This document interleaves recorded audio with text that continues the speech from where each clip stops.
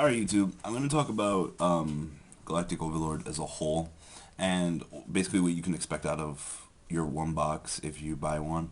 All the themes that this set provides, and there's just a lot of cool things in this set in general. First off, the whole Light Ray theme.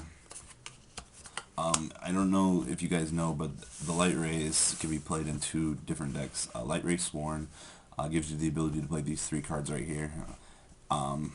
The whole concept of the deck is just keep dropping big boss monsters, because you know, with the ability of Lightsworn you can continue to drop big boss monsters against your opponent, and your opponent is going to have a lot of issues dealing with those boss monsters. And you know, if you have two of these on the field at the exact same time, you know, there's a whole bunch of different big XYZs that you can combine together to make. And as Vexicus was saying, the ability to destroy field spells with this guy seems really good.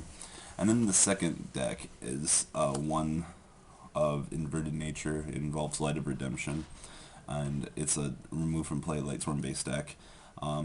Just combined with Sorcerer alone creates a lot of combos. You can also do Soul of Purity and Light to manage your graveyard to get out Sorcerer, and Light Ray Grepher allows you to dump stuff. So overall, the Light Ray theme is really cool. I really wish we had more support for it, but maybe someday we will. Next up, to those of you that were always talking about it, we have Digimon.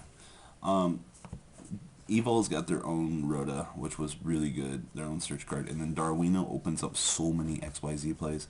The ability to increase any Evol monster on the field by 1 or by 2 creates a lot more plays, because you have access to Big Eye when you bring 2 of them out. You have access to Tyrus Adreus just by increasing the level 3s. There's so many cool plays that you guys can do with this. And Konami learned about the formula for success with giving themes their own Rhoda. And I think this might actually help put them up at least to a knowledgeable tier list. Next up, we have the second most important card for Insectors that they've ever needed, Ladybug. He's basically Hornet, but you can equip it to increase an Insector's level by 1 or by 2, which is also important. A lot of people don't realize that you get that option to increase it up to 2. Gives you access to your 4s, which aren't really important right now, but when we get Daigusto Emerald and Laval Chain, it will become more important later on. Next up, Zorbing Jar. This card seems a little bit subpar to a lot of players, but the fact that it's a jar, and we've always had problems with all jars in the game, later on down the road this card might be playable. I would probably sit on a playset for myself, just in case, but you know, he destroys all set spell and trap cards, and then each player draws 1 card for each card destroyed by this effect, and cannot send any cards during that turn. Seems good in some instance. I'm not sure what, but it's a jar, and that's why I'm worried since the beginning days. We get a rare XYZ in this set. This card is actually really playable. It requires 2 level 4s. We needed more level 4 rank 4 support in this game, and this card kills Reaper. That's why he's really important to me. Now on to the Dragoonities, or not Dragoonities, the Heretics. Basically you can get the whole first line of whatever you need in the set, since S-Set and Sue are both common and whatnot. The importance of this is your normal summon guy, your special summon guy, this is your Cyber Dragon, and this is your search card for any of the pieces you need. A reason why a lot of people play Watt Tail and One Luster Dragon number 2 is because of Chain Disappearance running around without player priority.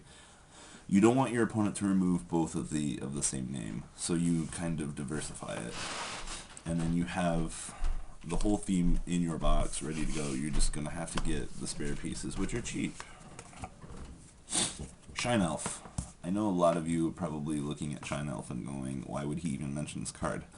I played Frog Monarch yesterday at a regional, and unfortunately I didn't play Shine Elf for whatever reason. And you might think that he's bad as a rank 2, but the fact is rank 2s are lacking right now without that Gusto Phoenix, and he's 1600. And that's why I really like this card, because he gets you out of a tough situation. And I think if you ever play Frog Monarch, you should play one of these, just so it gets you out of whatever mess that you might be in. Bound Wand and Light Art. I'm sad that Light Art has the ability for your opponent to just reveal a trap card and negate it. But I definitely love the art. This is my top art pick for the set, just because I really do love the way that she looks. And then Bound One, this was some much needed spellcaster support. They need a little bit more support, but I like the fact that if your opponent kills that monster, it gets to come right back. Geb. This is one of the underrated heretics in my opinion. When he destroys something as all battle, you can bring out one of your normal monsters and sit it on the field as a 0/0. And, you know, that might not be good right now, maybe later on down the road, but I like the fact that he's a Shura. King or Queen Dragoon. The Djinn makes her very interesting in my opinion. I'm not sure if we're going to get more Djinn support later on down the road, but as for playing her in Dragons, as long as I can't combine two Quacky Mirror Dragos together to make her, unfortunately. But I do feel that she is a very good card, because she prevents your other dragons from dying. So I do like her for that fact, but you just have to find out a way to combine to get her out on the field, and then you have a really good card. Next up, we have Beatron. This guy. You can send one face-up spell or trap card you control to the graveyard to target one level 4 lower insect monster in your graveyard. Special summon that target in face-up defense position, and you can only use the effect of Beatron once per turn. I personally like this card. The fact that he just gets to bring back any insect or lower, level 4 or lower, back to your field. This might be something that Insectors might play later on. They might not. I personally see a really good playability in this card. And, you know, you can send any spell or trap card on your field to the graveyard. Send that Hornet, send that Ladybug, get back some guys. Seems like a missing piece of the puzzle. Night Beam. Night Beam. Let's see here. The ruling on this card is you can't chain the card directly on this card's activation. So, okay, I Night Beam my opponent's face down card right here. Okay, so target this. I activate this trap card onto this card's activation. So then I can chain this card onto this card's activation to make sure that this card will resolve safely. That's the only reason why I don't like Night Beam. But personally, Night Beam is a really good card because it forces cards activations. And it's kind of cool to see that we're getting more MST support in this game. And last but not least, this is the money card in the set. Card D. I do feel that this card is really, really underrated to a lot of players. Might not be the best time to play it right now in this current format, but this is definitely one of those cards that's really good. I didn't see this card hardly anywhere at the regional yesterday, and it kind of disappointed me to see such a good card go to waste. Yes, you can Veiler it, but you know what? You can Veiler Rescue Rabbit, and that deck is still doing really well in the current format. So I do recommend when Card D starts to go lower that you pick up a playset. I know a lot of you budget players are going to yell at me for this, but it is a very good card in my opinion. So please do get a set. So that's my take on Galactic Overlord. Please do thumbs up this video. Please do check out Alter Reality's Facebook page. Watch out for all their contests, and I'll continue to do set reviews for you guys on these sets.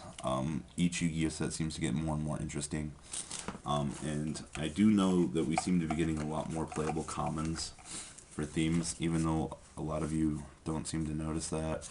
I mean, look, rare, common. A really good XYZ is a rare. Possible sleeper card. This is common. Rare, common. Rare, common. Thanks, Konami, for making a really good set, in my opinion. And guys, I'm tuning out from this video. Peace.